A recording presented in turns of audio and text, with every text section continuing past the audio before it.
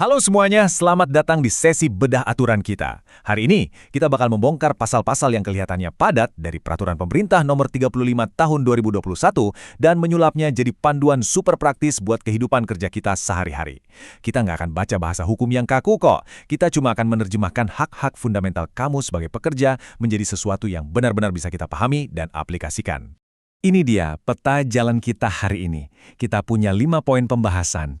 Mulai dari kontrak kerja waktu tertentu atau PKWT, cara menghitung kompensasi, aturan soal outsourcing, jam kerja standar, sampai urusan uang lembur. Oke, kita masuk ke bagian pertama, kontrak PKWT. Mari kita mulai dari fase paling awal, yaitu rekrutmen dan jenis-jenis kontraknya. Pertama-tama, kita harus menguraikan singkatan-singkatan ini dulu ya. Berdasarkan pasal 1 PKWT atau Perjanjian Kerja Waktu Tertentu, itu menandakan kontrak sementara yang dibatasi oleh jangka waktu atau selesainya suatu proyek. Nah, beda lagi dengan PKWTT atau Perjanjian Kerja Waktu Tidak Tertentu. Ini pada dasarnya adalah status pegawai tetap atau permanen.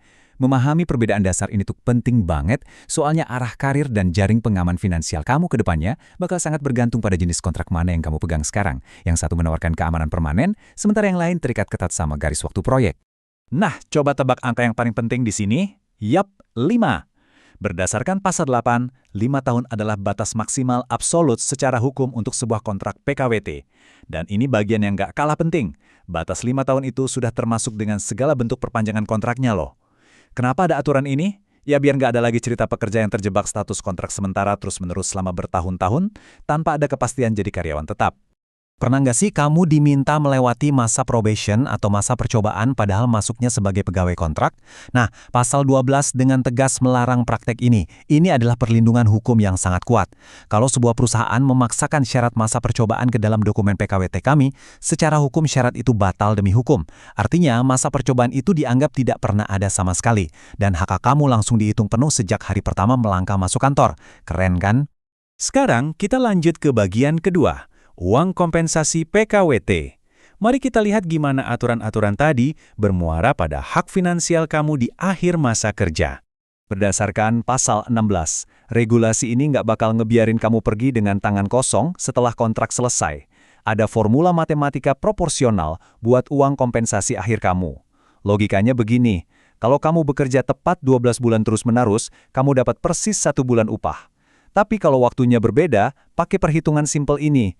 Jumlah bulan kerja kamu dibagi 12, lalu dikalikan upah 1 bulan. Jadi kalau kamu baru kerja 6 bulan dan kontrak kelar, kamu berhak atas setengah dari gaji bulanan kamu sebagai kompensasi. Sangat jelas dan terukur. Terus muncul pertanyaan yang sangat wajar. Gimana kalau kerjanya super cepat dan proyek kelar sebelum waktunya? Tenang, aturannya ternyata sangat pro keadilan. Kamu nggak bakal kehilangan hak sepeser pun. Uang kompensasi kamu tetap dihitung proporsional tepat hingga detik terakhir kamu benar-benar bekerja. Nggak ada ceritanya pemotongan terselubung cuma gara-gara kamu selesai lebih awal. Oke, masuk ke bagian ketiga. Aturan soal outsourcing atau alih daya. Gimana skenarionya kalau kamu nggak dipekerjakan langsung sama perusahaan tempat kerjamu, tapi disalurkan lewat agensi? Ketegasan hukum di pasal 18 ini sangat menarik banget. Aturan ini jelas-jelas menetapkan kalau tanggung jawab hukum penuh atas diri kamu itu ada di tangan perusahaan outsourcing, bukan perusahaan klien tempat kamu kerja sehari-hari. Ini artinya, segala hal soal perlindungan, gaji yang tepat waktu, jaminan kesejahteraan, sampai kalau ada perselisihan, semuanya murni kewajiban absolut agensi alih daya tersebut. Merekalah tameng hukum dan penanggung jawab utama kamu. Dan ada jaring pengaman yang luar biasa di pasal 19. Bayangin aja, agensi outsourcing kamu tiba-tiba kalah tender, tapi kerjaan harian kamu di gedung itu sebenarnya masih ada. Hukum memastikan hak dan perlindungan kamu harus ditransfer secara mulus ke agensi baru yang menang tender. Ini krusial banget, supaya jaminan dan masa kerja kamu nggak tiba-tiba putus dan balik ke nol lagi, cuma gara-gara urusan administratif pergantian vendor. Beranjak ke bagian keempat, jam kerja standar. Mari kita lihat jadwal harian kamu dan berapa lama sih kamu secara hukum diwajibkan ada di tempat kerja. Perusahaan kamu penganut sistem masuk Sabtu atau libur Sabtu nih? Lewat pasal 21, hukum ngasih 2 opsi resmi. Perusahaan bisa milih menerapkan jadwal kerja 6 hari seminggu yang berarti shift harian kamu lebih pendek, yaitu 7 jam sehari. Atau opsi kedua yang lumayan populer, 5 hari kerja seminggu, shiftnya sedikit lebih panjang, yaitu 8 jam sehari, tapi kamu dapat akhir pekan yang utuh. Tapi, apapun jadwal yang dipilih perusahaan kamu, keduanya dipaku mati sama batas hukum maksimal 40 jam kerja per minggu. Ini tuh batas standar kelelahan normal manusia yang diakui negara. Lewat dari detik ke-40 itu, nah bersiaplah karena disitulah argo waktu ekstra kamu mulai berjalan secara hukum. Yang membawa kita langsung ke bagian kelima, sekaligus yang paling dinamis, aturan dan upah lembur. Mari kita selami mekanika finansial dari pulang telat.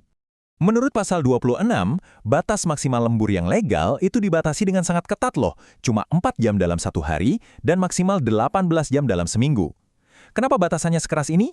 Karena ini bukan sekedar soal uang ekstra, tapi wujud nyata perlindungan kesehatan dan keselamatan kerja kamu.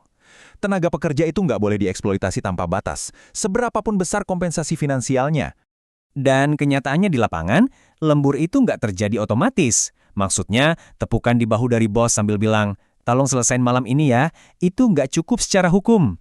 Buat mencegah kerja tanpa bayaran, harus ada perintah tertulis dari atasan, persetujuan eksplisit dari kamu, baik digital maupun tertulis, dan nama kamu wajib banget tercatat di daftar lembur resmi.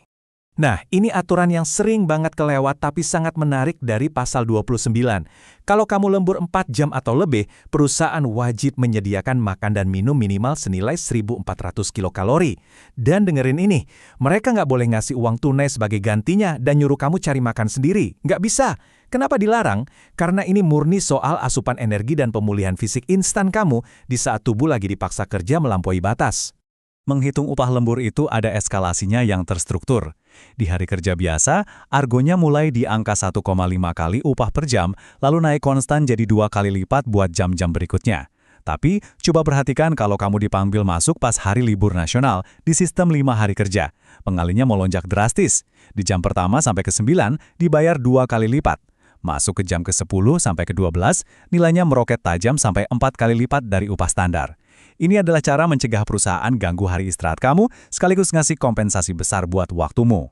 Terus, gimana cara nyari angka dasar upah per jamnya buat dikalikan itu semua? Pasal 32 menetapkan rumus gampang. Bagi upah bulanan kamu dengan 173. Dari mana sih angka ajaib 173 ini? Ini hasil matematika sederhana yang dipakai nasional loh.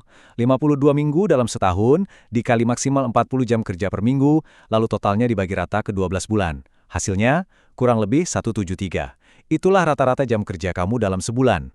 Jadi sebagai penutup eksplorasi kita hari ini terhadap PP 35 2021, coba deh renungkan gimana formula-formula kaku dan batasan jam tadi membentuk realitas kehidupan kerja kamu sehari-hari.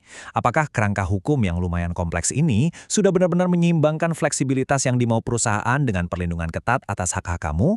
Ini hal yang patut banget kita kritisi dan sadari bersama. Terima kasih udah ikutan bedah aturan bareng saya hari ini dan sampai jumpa di sesi berikutnya.